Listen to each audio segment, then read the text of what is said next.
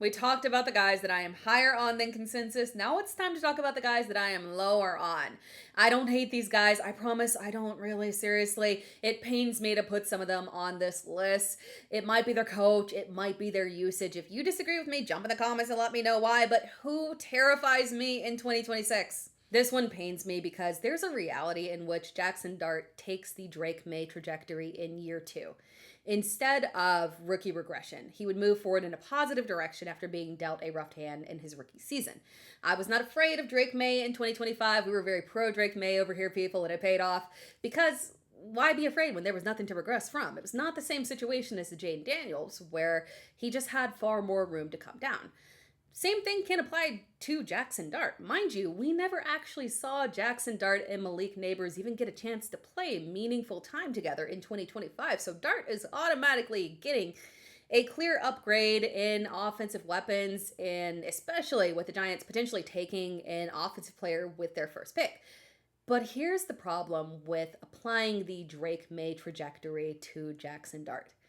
Say what you want about Josh McDaniels, but he is a fine offensive coordinator. I would never say the same thing about Matt Nagy. Ever, ever, ever. I would never say the same thing about Matt Nagy. I'm not sure in which reality we expect Matt Nagy to develop a young quarterback and implement a functional system. I've yet to see the capability. I would like to be proven wrong, but I don't think I will. And the deeper problem that we have here is that the offense relies on Nagy. This is not a situation where if things go sideways, someone else can take over, that John Harbaugh could take over as the play caller. No, we are trusting Matt Nagy to lead the offense to a point where we are willing to draft Jaxson Dart over guys like Justin Herbert, Caleb Williams, and Trevor Lawrence. I just can't get there. I want to be wrong. I hope I'm wrong. I really do. Trust me. My best contending dynasty team has Jaxson Dart. I need this man. But sadly, while I love Jaxson Dart, I am concerned that we might be in a hold state, unfortunately, until Matt Nagy eventually fumbles his way out of a job. Again, this is not a hit on Jaxson Dart. It is a serious concern about the damage potential of Matt Nagy. I absolutely hate this one. I'm starting to think this is just a list of players that I don't hate, but actually hate the situation that has been forced upon them. I hate this because I love Drake London and his ceiling is as high as anybody else. It's as high. He is an overall wide receiver one ceiling, but there are several issues ahead of him in 2026. Issue number one, Atlanta has a blatant quarterback battle ahead of them. And quarterback battles between mediocre, unreliable options are never a good thing for receivers. Problem number two, Kevin Stefanski's system targets tight ends at one of the highest rates in the NFL. And before you look at me and say, well, Tera, you would target Harold Fannin Jr. and David Njoku too if your wide receivers were Jerry Jeudy and Cedric Tillman. True. No lies. But it has been going on for years. 2024 was the year that Jerry Jeudy led the team, but that was just Jameis Winston. We all know that. David Njoku had more receptions than Amari Cooper in 2023. The combination of David Njoku and Harrison Bryant had more receptions than Amari Cooper in 2022. Now, obviously, Drake London is objectively better than a 28, 29-year-old Amari Cooper, right? But when you consider the offense also has Bijan Robinson and Kevin Stefanski he's running back friendly. That's not an issue. There's a good chance that London's overall issue is just usage suffering. That's it. Not so much that we can't draft him. We're still going to draft him, right? But to the point where I worry that his overall upside, unfortunately, is just capped in this offense. Now, I did have a great question in one of my live shows this past week, I believe. Live shows, by the way, at Wednesday at 8 p.m. EST. And the question was, does one quarterback make me feel more comfortable with London? And yes, looking at the numbers, I would prefer Michael Penix to be the quarterback for London's sake. Penix has his issues, right? But even in games where he struggles, he can still push volume to London. When Tua struggles, everyone struggles. That said, I have a bad feeling that Kevin Stefanski will end up preferring Tua. And while there were certainly good times with Tua, Tyreek, and Waddle for sure, right? He's just far riskier. And we don't want our wide receiver one in a situation like this, unfortunately. Right now, London is being drafted at the 1-2 turn, and he is worth that for sure. But his situation is not. Again, this is no negative towards James Cook. I love James Cook. This list is killing me here. So don't call me a hater in the comments. Come with me and disagree with me, but it's not a hater because I do love James Cook. And honestly, I was very pro James Cook. I might have been one of his I might have been one of the strongest soldiers for defending James Cook last season, because the whole issue that everyone had with him was he's gonna have touchdown regression accusations last year. Because, yeah, you know what? When you literally like lead the league in touchdowns, yes, probably you're gonna regress, right? But there was nothing major that was going to happen. No major reason to avoid him in drafts. His value was excellent. It wasn't something that we needed to be super fearful of, unfortunately. Unfortunately, I am here to warn you in 2026 that regression might be on the way. But last year's talk was around touchdown regression specifically. It's not that issue that I'm seeing here. It's physical regression that is the worry for me. Now, I do not let regression 100% dictate my moves, because there are obviously expectation. It is not a 100% it's always right kind of rule, right? But I do raise a red flag when a guy has an outlier year of carries, because what makes you vulnerable is making that aggressive leap. It's tough on a body when you jump 100 touches in a single season. It is wear and tear, and it happens with the best of them. Talent does not make you immune. Christian McCaffrey, Josh Jacobs, Saquon Barkley, all guys that have experienced regression after big workload seasons on multiple occasions. Realistically, again, what did we ever expect of Saquon Barkley off of a year with the most ungodly amount of carries and yards? Now, James Cook did not have a Saquon Barkley level of workload, but it was his highest usage of his career thus far. And again, jumping over 100 carries and over 600 rushing yards compared to your 2024 workload, that's a massive leap on a full 17-game season. So the good news is, right, is that it wasn't, again, that Saquon Barkley level. He had 309 carries. It's not crazy. It's not egregious. So it's possible his body might be okay with that. And for that reason, I'm not going to panic and do a full fade.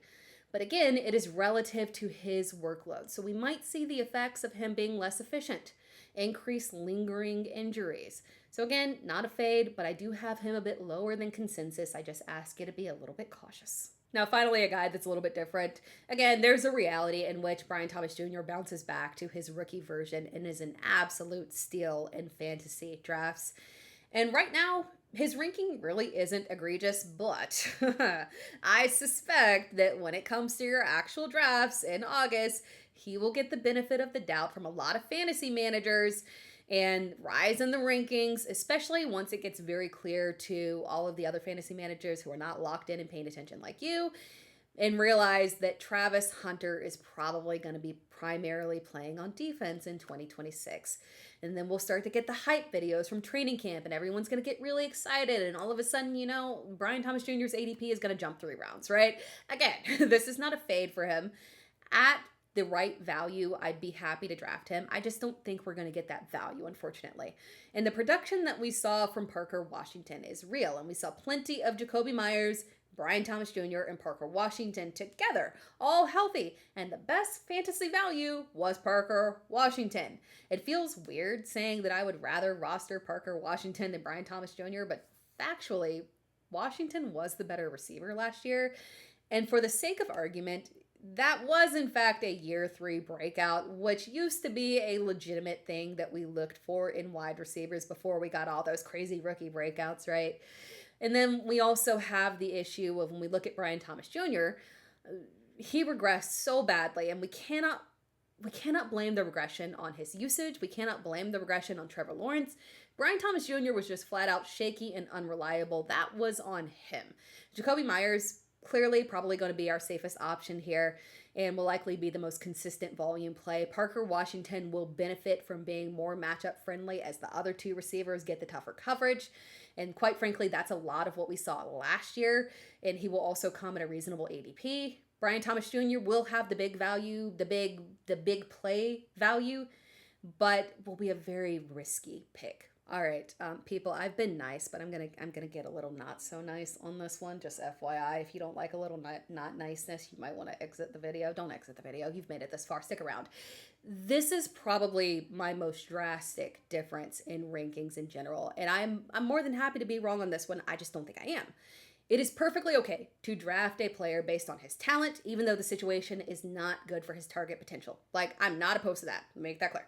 Colston Loveland was objectively drafted into a crowded offense and still, because of his talent, managed to push through and thrive in the back half of the season. And yeah, a little bit of injuries here, had to adjust that, but hey, he pushed through, he sustained it, he managed it, fantastic.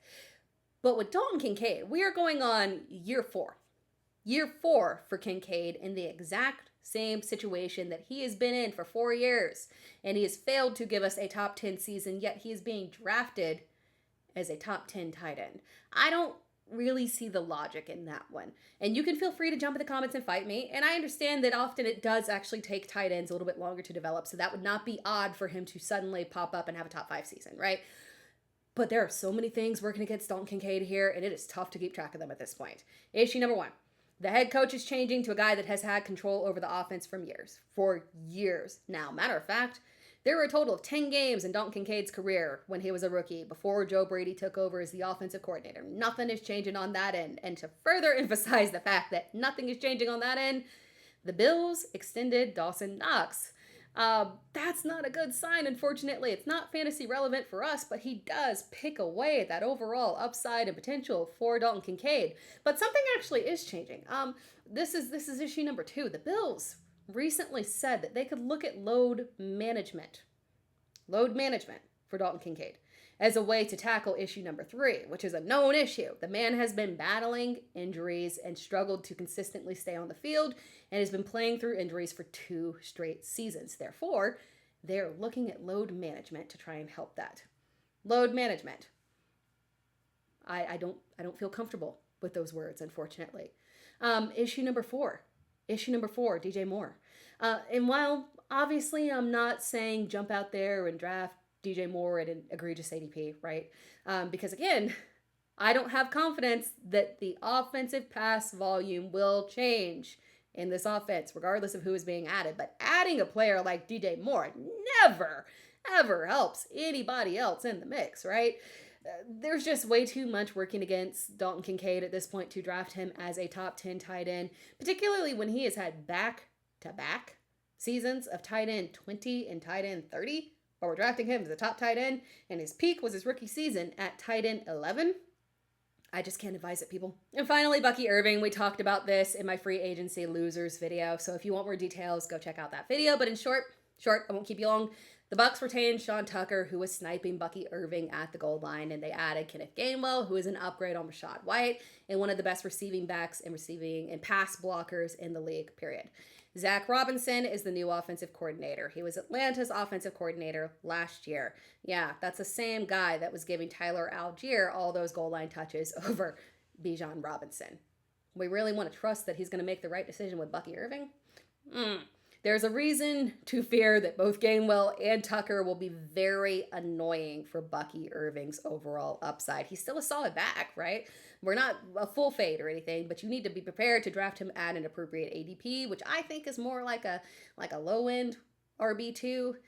I don't think he's going to be consistently putting up those high-end, high-ceiling upside RB1 numbers, unfortunately. Thanks for watching this video. If you enjoyed the video, be sure to like the video, subscribe to the channel. You can find me across all social media platforms at It's Tera Time, so make sure that you are locked in, tune in, subscribe, turn on notifications, and all that good stuff. We are heading strong into 2026, so stick around.